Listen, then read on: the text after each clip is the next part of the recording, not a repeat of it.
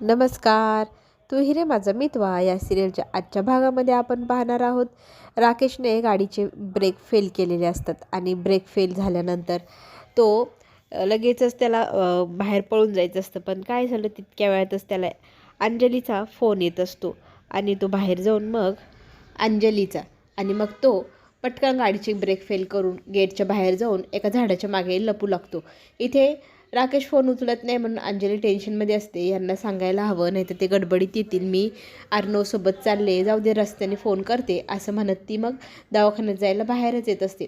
इकडे राकेश पटकन लगबगीने बाहेर निघून आलेला असतो. त्याच वेळेला त्याला कॉल येत असतो. तो कॉल तो उचलतो आणि तो कॉल असतो ज्याने पैसे दिले याला वापरायला त्या दादांचा. ते दादा गुंड प्रवृत्तीचे, त्यांना काहीही करून व्याजासकट पैसे हवे असतात. आता ते इथे राकेशला म्हणू लागतात की पैसे हवे आहे. तर तो म्हणतो हो उद्या मी देणारच होतो, बरं झालं तुम्हीच कॉल केला, मीच तुम्हाला कॉल करणार. तर तो व्यक्ती म्हणू लागतो उद्या, आज, परवा हे मला सांगायचं नाही.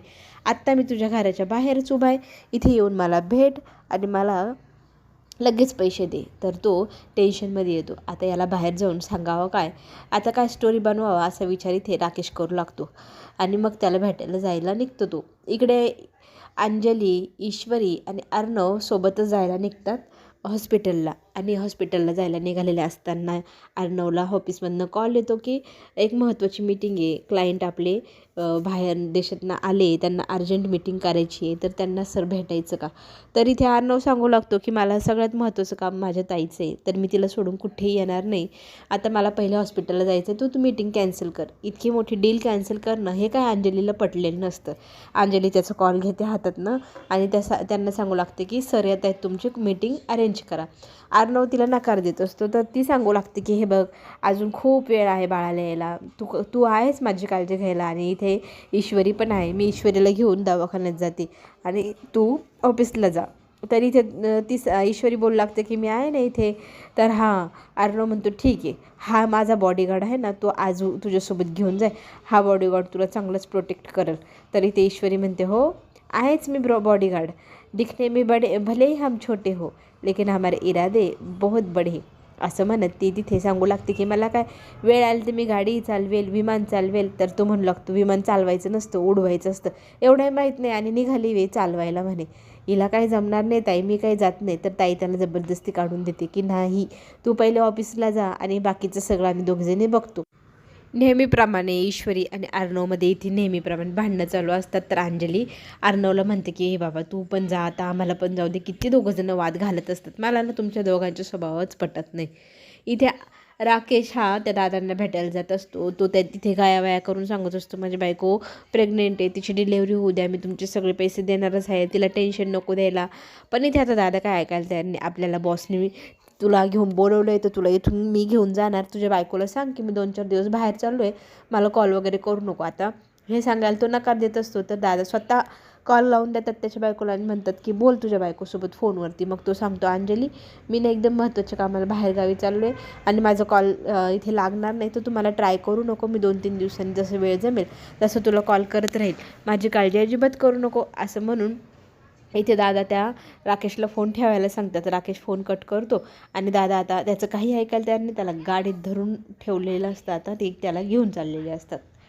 इथे मस्त पैकी आपली ईश्वरी आणि अंजली गप्पा गोष्टी करत करत हॉस्पिटलला निघालेले असतात आणि त्या दोघींना पुढे काय घटना होईल ह्या गोष्टीची अजिबात कल्पना नसते. त्या छान प्रकारे प्लॅनिंग करत असतात की डॉक्टरकडे गर्दी नसेल तर आपण तिथनं निघालो की थोडंसं शॉपिंग करूया, बाहेर जाऊया, बाळासाठी काय काय सामान मला घ्यायचं आहे मी ते घेणार आहे, असं सगळं काही अंजली ईश्वरीला सांगत असते. आणि ईश्वरी म्हणते हो नक्की जाऊया, पण ह्या वेळेला ना घरी फोन करून सांगूया की आपण दोघीजणी शॉपिंगला पण जाणार आहोत. नाही तर माहिती आहे ना मागच्या वेळेला कशी गडबड झाली होती, सगळेजण घरातले किती काळजी करत होते.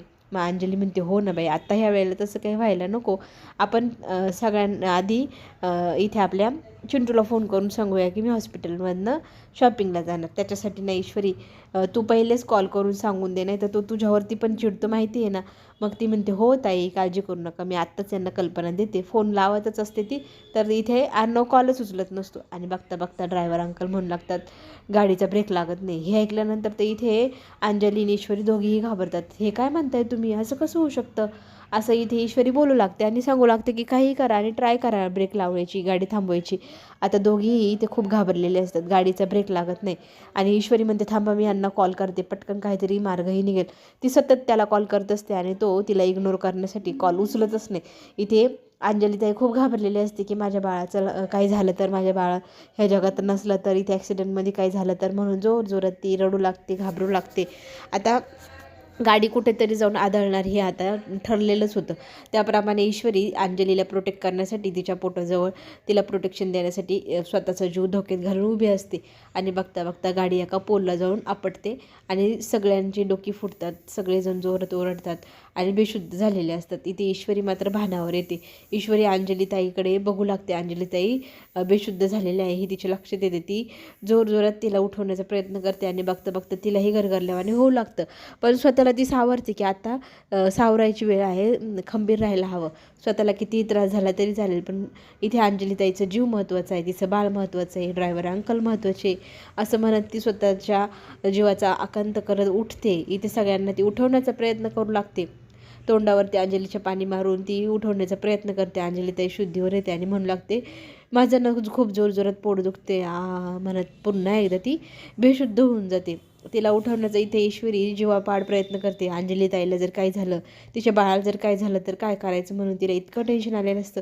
काय करावं डॉक्टरकडे तर हिला सगळ्यात पहिले न्यायला हवं म्हणून ती इकडे तिकडे लोकांची मदत मागण्यासाठी बाहेर येते. पण त्या रोडवरती कोणीही नाही, सुमसाम रस्ता असतो, कोणीच नसतं.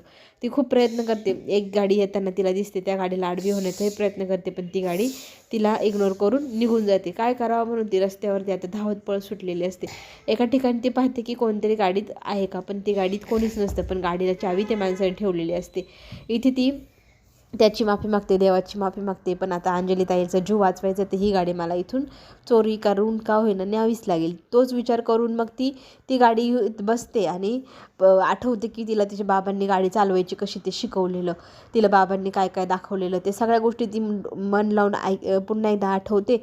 आणि तसं बाबांनी सांगितलं ना तशी गाडी चालवण्याचा प्रयत्न आता ती सुरू करते. बाबांच्या म्हणण्यानुसार कुठे कुठे काय काय ते सगळं ती पाहून घेते आणि गाडी ती चालू करते. मस्तपणे तिला गाडी चालवता आलेली असते आणि ती त्या जागेवर पोहोचते. तिथे गेल्यानंतर ती पटकन अंजलीताईला पुन्हा एकदा उठवण्याचा प्रयत्न करते. अंजलीताई बेशुद्ध असते. पुन्हा ती पाण्याची बाटली घेते, पाण्याचा शिंपडा तिच्या चेहऱ्यावरती मारू लागते आणि अंजलीताईला म्हणू लागते की ताई, बाळासाठी आपल्याला हॉस्पिटलला जावंच लागेल.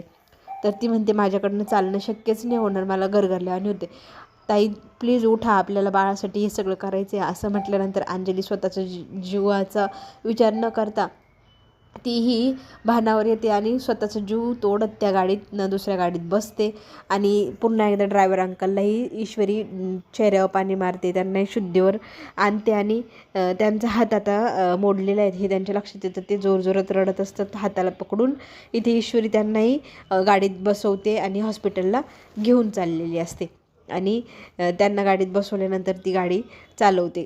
काही झालं, स्वतःला कितीही त्रास झाला तरी चालेल, पण आता इथे या दोघांचा जीव महत्त्वाचा आहे हा विचार करून इथे ईश्वरी स्वतःचा विचार न करता फक्त या दोघांचा जीव वाचवलं पाहिजे असा विचार करून ती गाडी चालवायला सुरुवात करते. आणि देवाला प्रार्थना करते की मी योग्य वेळेत योग्य ठिकाणी पोहोचू दे, देवा मला चांगलं बळ दे म्हणून देवाकडे प्रार्थना करते. चक्कर येते असते, गरगरल्यावानी होत असतं, पण स्वतःला पाणी चेहऱ्यावर मारून ती पुन्हा भानावर आणते आणि येते.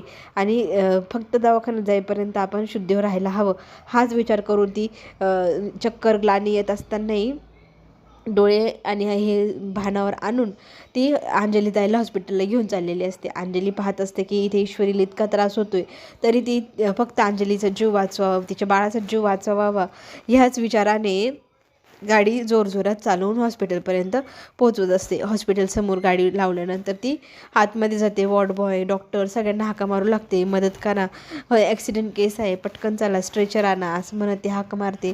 आणि वॉर्ड बॉय, नर्स, डॉक्टर सगळेजण तिकडे धावत गेलेले असतात त्या दोघांची मदत करण्यासाठी. आणि त्यांना मग मदत इथे हॉस्पिटलमधले व्यक्तीही करू लागतात. सगळ्या पेशंटला हॉस्पिटलमध्ये आतमध्ये घेऊन जात असतात. अर्णवने इतका वेळ कॉल उचललेला नसतो. आता त्याने कॉल उचललेला असतो आणि तो विचारू लागतो की काय झालं असेल की त्याच्यामुळे इतक्या वेळा हिने कॉल केला आहे ना. आता मी इतका वेळ कॉल करतोय तर कोणीच फोन उचलत नाही. अर्णव सतत कॉल करत असतो ईश्वरीला, पण ईश्वरीच्या मोबाईलवरून कोणीच कॉल रिसीव करत नाही. तर एक व्यक्ती रस्त्याने जात असताना त्यांनी पाहिलं की मोबाईल वाजतोय, दारं उघडी आहे, ह्या गाडीचा ॲक्सिडेंट झाला आहे. तो व्यक्ती ना तो कॉल मग रिसीव करतो आणि सांगू लागतो की इथे ना एक गाडीचा ॲक्सिडेंट झाला आहे, तर त्या गाडीमध्ये हा फोन होता, तर त्या कोण आहे. तरी त्या अर्णव म्हणतो ती माझी बायको आणि माझी बहीण त्या गाडीत होते, त्या गाडीतले व्यक्ती कशा आहे. तर तो म्हणू लागतो की मला काहीच नाही माहिती, मी रस्त्याने चाललो होतो तर इथे पाहिलं. आता ह्या गाडीची अवस्था खूपच बेकार आहे, सगळे दारं उघडलेली, रक्ताचं थारोळ त्या गाडीमध्ये आहे आणि त्या गाडीत कोणीही नाही. मोबाईल होता म्हणून मी थांबलो आणि तो उचललो. तर ती गाडी या ठिकाणी आहे, तुम्ही येऊन ती गाडी तुमची बघा आणि त्या इकडे तिकडे हॉस्पिटलमध्ये आपण चौकशी करूया, हा वाटलं तर मी तुमची मदत करायला इथेच थांबतो. असं म्हणून तो व्यक्ती आता अर्णवला त्या ठिकाणाचा पत्ता देऊ लागतो आणि अर्णव मग त्या ठिकाणी आता निघालेला असतो. इकडे मात्र ईश्वरीने जीवाचा आकांत केलेला असतो. काही करून आमच्या ताईला वाचवा, तिच्या बाळाला वाचवा असं म्हणत ती हॉस्पिटलमध्ये सगळ्यांना रिक्वेस्ट करत असते, डॉक्टरला, नर्सला, पटापट आमच्या ताईला बघा असं म्हणू लागते. स्वतःचाही विचार करत नाहीत, स्वतःला किती लागले तिला त्या गोष्टीची सुद्धा जाणीव नसते. तिला ग्लानी आल्यासारखं होऊ लागतं, तर ती नर्स तिला म्हणू लागते की तुम्ही थांबा, तुम्हाला हे हॉस्पिटलमध्ये ॲडमिटची गरज आहे, तुम्ही इथे बसता का. तर ती बसण्या अगोदर खरं सांगू लागते की माझ्या मिस्टरांना कॉल करा आणि त्यांना सांगा की पटकन इथे या. तर नंबर ती बेशुद्ध होण्याआधी पटापट सांगू लागते आणि बघता बघता नर्स तिला सावरू लागते आणि ती नंबर सांगत असते. त्याप्रमाणे त्या नर्सने तो नंबर आठवणीत ठेवलेला असतो आणि इथे अर्णवला माहीतच नसतं काय घडलं आहे. त्या ठिकाणी तो जाऊन पोचतो, तर त्या ठिकाणी गेल्यावर तो माणूस सांगतो की बघा हा मोबाईल जो इथे ह्या गाडीमध्ये होता, तर ह्या गाडीची अवस्था बघा कशी आहे. तर तो बघू लागतो की ओ माय गॉड, गाडीची अवस्था तर खूपच खराब आहे, कुणाला किती लागलं असेल, ताई कशी असेल. त्याला आता मनात येऊ लागले शंका की हे सगळं इथे ईश्वरीनेच केलं आहे बदला घेण्यासाठी. त्याच्या ताईला जीवे मारण्याची बहुतेक प्रयत्न इथे ईश्वरीनेच केला असावा. आणि डॉक्टरनी इथे हॉस्पिटलमधनं नर्सनी कॉल केलेला असतो, तर अर्णव धावत पळत तिथे गेलेला असतो. सगळ्यात पहिले ताईला पाहतो, तर ताईची एवढी बेकार अवस्था पाहून त्यालाही आता टेन्शन आलेलं असतं ताईचं काय होईल. आणि आता तो म्हणू लागतो की हे सगळं मुद्दाम ईश्वरीनेच केला असेल, ईश्वरीनेच माझ्या ताईला मारण्याचा, तिचा जीव घेण्याचा प्रयत्न केला असेल. म्हणून तो इतका हायपर होऊन जातो आणि आजी त्याला समजवायचा प्रयत्न करते की ईश्वरीने काही केलेलं नाही. तर तो म्हणतो नाही, ती मुलगी कशी तुम्हाला माहीत नाही, त्या मुलीनेच आपल्या ताईची अवस्था करून ठेवली आहे, त्या मुलीला मी सोडणार नाही, कुठेही ती मुलगी असं म्हणत जोरजोरात ओरडू लागतो. आजी त्याला भाना मारण्याचा प्रयत्न करते, पण तो इतका हायपर होऊन बोलत असतो की आजी तुला माहीत नाही ती मुलगी कशी आहे, कोण आहे. तर आजी त्याच्या गालात आता एक चाटकन अशी ठेवून देते आणि त्याला भानावर आणत ती म्हणू लागते की तू कोणाबद्दल बोलते, तुला माहिती तरी आहे का, तू ईश्वरीबद्दल इतकं काय काय बोलतोय, ती कशी तुला माहिती तरी आहे का, चल माझ्यासोबत. हाताला धरून आजी आणून ईश्वरीसमोर उभं करते. ईश्वरी बेशुद्ध असते. ईश्वरीने एवढं सगळं स्वतःच्या जीवाचा विचार न करता केलं, अंजलीला हॉस्पिटलमध्ये आणलं, तिचा जीव वाचवला. आज आपल्याला अंजली दिसते आपल्या डोळ्यासमोर, ते फक्त ह्या ईश्वरीमुळे. चला तर मग पुढे काय होईल पाहण्यासाठी पुन्हा भेटू.